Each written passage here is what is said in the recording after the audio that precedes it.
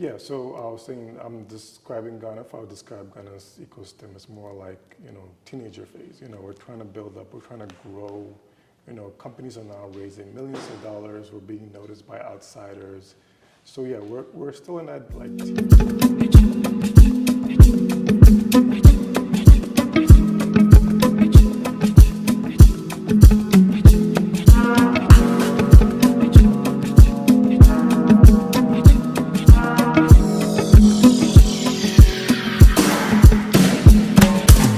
There's still some growing pains. People trying to figure out like what's the best products to put out for people to consume and get better. So if I had to describe it, I'd say teenage phase, we're now going into our early adulthood. Okay.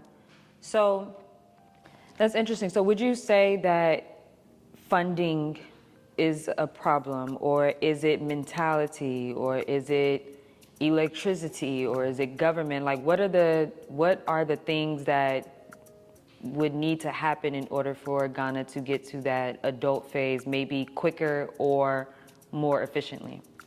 It's a number of factors. I think it's networking comes into play, because like you have to find out who do you know who is interested in actually helping you grow as far as funding.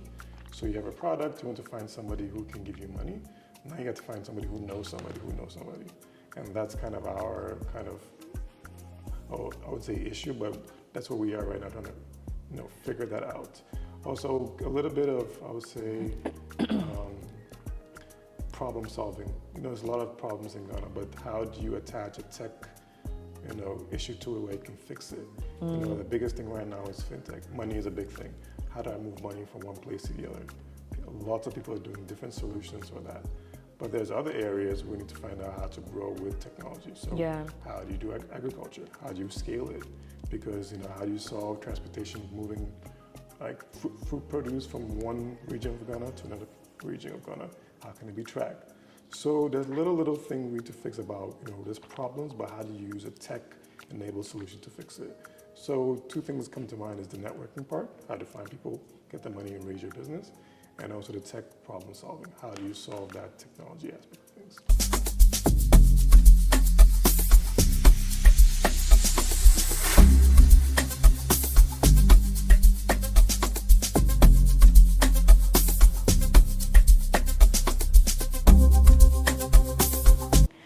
I'm curious when it comes to the tech industry in Ghana, because two things. One, on social media, you'll commonly see like this 13-year-old boy created this invention in Africa, and then that's it. You don't know about the person after that. You don't know if they got funding, if they got what you really like. There's no after effect of the story. Yeah.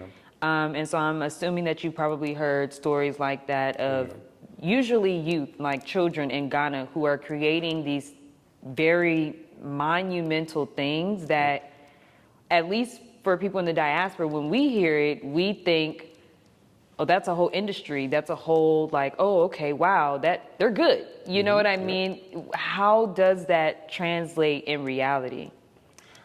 So the thing I've noticed that we like, especially that we like splashy headlines. So what tends to happen is somebody creates something and it's good, but what happens is that it's blown up a little too big. So somebody creates a cool product and it looks nice and great, but it's a kind of a side project. It's not meant to like be a big scalable business. It's a nice thing that somebody be able to build, like maybe manufacture their own drone. That's a cool thing, but it's a project. It's a side project they're doing. So what tends to happen is a news media will pick it up, another one pick it up, and not before you know it, it becomes a huge viral story. But on the ground, that kid or that person who built it was just doing something small for himself. He never meant it to be anything big or a huge project, but we like that stories of, we're kind of, doing something big. We're struggling here, we have no resources, but we're building these little things here. So that's kind of our issue. So on the ground, it's not as big as people think it is, but because of the media aspect, the spotlight, it looks bigger than it is. Do you want to learn any Ghanaian language online? Do you want to know more about your culture as a Ghanaian? Then we've got you covered at Ghana Lingo. We teach Fanti, Tree, Ga, Dangme, Over, Dagmani, Ahanta, Gonja, and many more. What we with technology, is it moving at a pace where the people are able to, they have enough time with it? Because, and the reason why I ask that is because like in America, we have pretty much like 5 to 10 years with a new thing that comes out and then that's it. And then if you decide to keep on with that thing, it's kind of like people act like you're in the Stone Age because you're still using like, you know, people who use Facebook, for instance, there's people who are like, oh, you're still using Facebook. And it's like, well, yeah, because it still works. Like, why not? So I know abroad, we kind of have this like fast mentality with things and we don't spend time with things. True. Is it like that here? Or are people spending more time with things because they want to or they have to? Or what would you say on that? I would say we're still like stuck on some things, like as you mentioned with Facebook. Like in Ghana, I think Ghanaians, like Facebook is the biggest social media platform in Ghana. I think it's about 10, 15 million people on Facebook in Ghana alone, which is big. People will say, oh, well, I'm on Twitter, I'm on X, but X is very small. It's like only like 1 million people on X in the whole of Ghana. But because everybody's kind of trapped in this bubble, it doesn't seem like it doesn't feel like it's small, but it is. So people are still stuck on the whole thing. WhatsApp is still a big thing. People are still going to be WhatsApping you left and right. We're saying in America, people are using Messenger or other, iOS, they're using iMessage. But in Ghana, we WhatsApp everybody. Yeah. Everybody's on WhatsApp. And it doesn't seem like a big thing, but it is a huge thing. Yeah. So like Facebook's still a big thing. WhatsApp is a big thing. We don't necessarily jump to the newest thing. I mean, yes, there's always going to be the early adopters. Like, oh, I'm using this AI, ChatGPT, whatever. But majority of people are not using ChatGPT. They've heard about it, but now not using it in their daily lives. If you go to businesses, banks, and whatnot, they're still using rudimentary, Google searches. But for the early adopters, they're using ChatGPT every day. But it's still a slow, process of jumping onto the next big thing, whether it's AI, iMessage, things like that. But we're still going to use what we used to, whether it's WhatsApp, Facebook, and etc. Nice. So I'm curious because I remember I did a video recently, and sometimes I'll take tweets that I see, or I don't know what we call them now because it's X. So it's like, I don't know. But when you see posts on X or whatever, there's comments in my YouTube and they're like, oh, people on social media is you can't take the opinion of people on social media because it's not like they don't, like trying to say like, oh, the people on Twitter, they're not plenty. And I had to respond and be like, those are still people. Yeah. So even if you're talking about an opinion, even if it's one person's opinion, that opinion still matters. It's still valid, regardless of if there's hundreds of millions of people that agree with it. And so I'm also very curious, like, how does social media play a role in the way that Ghanaians either network or become educated about different things outside of their academic curriculum? Would you say it's a positive thing? It's a negative thing? Is it doing more good than bad? And I ask that because, in America, we just seen the TikTok ban, right? And they're trying to pretend as if like the ban is happening because there's some evil thing that TikTok is doing, whereas it's more so about they just want an American to own it. But let's say TikTok was this evil thing, right? Do you feel like social media has helped? Like, let's say in the past decade, would you say that social media has helped in a positive way or in a more destructive way? I mean, there's both positives and negatives. If I touch on the positives, what I would say is that we're seeing more, I guess you can say more citizen journalism. So people are going to places, they're taking a phone out, they're posting pictures, videos, and they're tweeting it and posting it for everybody to see. Yeah. And when there's a big issue, what happens is that news organizations pick it up from social media and they make it a news item. So now it's broadcast across the country about certain issues. I think it was last year, it was about the Galamsey issue. People are going out, getting drone footage about the rivers and the illegal mining and posting on social media. Yeah. And everybody's seeing it. I think it was picked up, because of social media, it was picked up by BBC, CNN. So it became kind of this broad issue because of social media. Back in the day, you wouldn't get that much. If the news didn't pick it up or write about it or post about it, you wouldn't know. But because of social media, that's where the news is being created. But the negative aspect of it is that now there's more misinformation.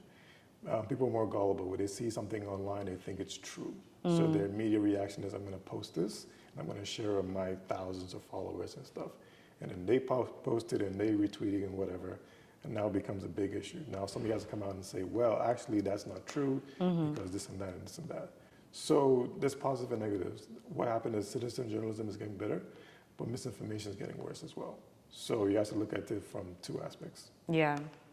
And then I'm trying to figure out how to word this one, because let's say, for example, in America, when it comes to the tech industry, pretty much that is something that we consider a 9-to-5 job. That is something that you go to apply at Google. You go to apply to work at X and things like that. But when you talked about the tech industry here, there's still the build-up process. There's still, you know, even just getting some of those companies that exist outside that we all use here, but they're not here yet. There's no headquarters here, or and some things are just banned, and they also haven't built a business relationship with the government and things like that. Yeah. I'm curious. Would you say that, let's say someone from the diaspora, particularly whether it's the Ghanaian diaspora, the Black diaspora, and they are in technology, whether it's fintech or whether it's engineering, developing things, should they be more inclined to have like a entrepreneurial aspect of that when coming here versus, because back like in America, I wouldn't say most, but I would say a lot of people go into that industry knowing that they're going to be a worker. Yeah. Right? Whereas here, you kind of have to create that thing. Yeah. But what does that look like?